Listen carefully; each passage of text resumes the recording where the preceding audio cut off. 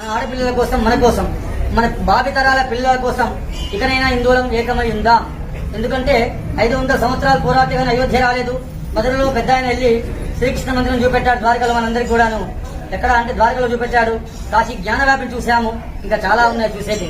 మన సాంప్రదాయాలు, సనాతన ధర్మాలు కాపాడే వాళ్ళకి మీ అమూల్యమైన సమయం వెచ్చించండి. వచ్చేవి ఎలక్షన్లు, ఓటు కోసమే బ్యాంకింగ్ చేస్తున్నారు. మన పిల్లలకి ఏం కావాలి? విద్య కావాలి. ఉచిత పథకాలు మనకొద్దు, బస్సులు ఎక్కలేము. ఇది గుర్తుపెట్టుకోండి. ఏది ఉచితం ఇస్తుందో వెంటనే మనకి ఇంకోటి వస్తుంది. మన ధర్మం కాపాడే వాళ్ళకే మనం అండగా నిలబడదాం. సనాతన ధర్మాన్ని ఎవరు కాపాడితే వారికే అండగా ఉందా. గత 14 ఏళ్ల క్రితం చూడండి భారతదేశం, ఇప్పుడు చూడండి. సత్యం మాట్లాడుతున్నా.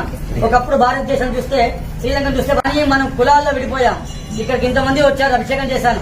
ఎవరిని కులం అడిగానా? నేను గోత్రం మాత్రమే అడిగాను. కులం ఎక్కడ పుట్టిందో మీరే చూసుకోండి. మనకు కావాల్సిన రిజర్వేషన్ లేని చదువు కావాలి. మనం అఖండ భారతం నిర్మించుకుందాం. ప్రపంచ స్థాయిలోనే భారతదేశానికి కర్మభూమిగా, వేద భూమిగా గుర్తింపు ఉన్నది. దీన్ని మనందరం కాపాడుకుందాం. పాశ్చాత్యక పోయి ఉన్న సంస్కృతిని ఎవరు నాశనం చేయకండి. మన సాంప్రదాయం చాలా గొప్పది, తెలుసుకోండి.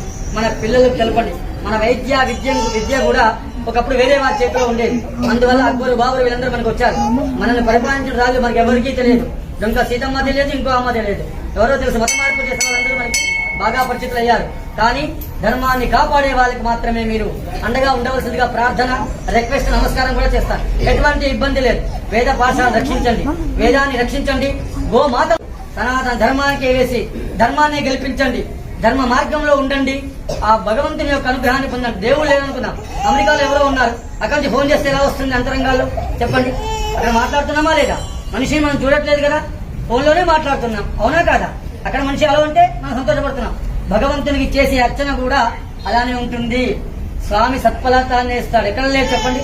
జలంలో ఈశ్వరుడు ఉన్నాడు, గాలిలో వాయులింగేశ్వరుడు ఉన్నాడు, అగ్నిలో అరుణాచలేశ్వరుడు ఉన్నాడు, జలంలో జంబుకేశ్వరుడు ఉన్నాడు, పృథివీలో కాంచీపురం పృథివీలింగం ఉన్నది, మరియు ఆకాశలింగం చిదంబరమై పంచభూత లింగమై ఈశ్వరుడే ఉన్నాడు. మొత్తం వ్యాపించి ఉన్నవాడే ఈశ్వరుడు. అతన్ని సనాతన ధర్మాన్ని మనం కాపాడాలి. మనకు శక్తి ఇచ్చినాడు. కావున అందరం ఏకమై ఉందాం. గుడికి వచ్చేటప్పుడు సాంప్రదాయ దుస్తులు వద్దాం. ధర్మాన్ని కాపాడదాం.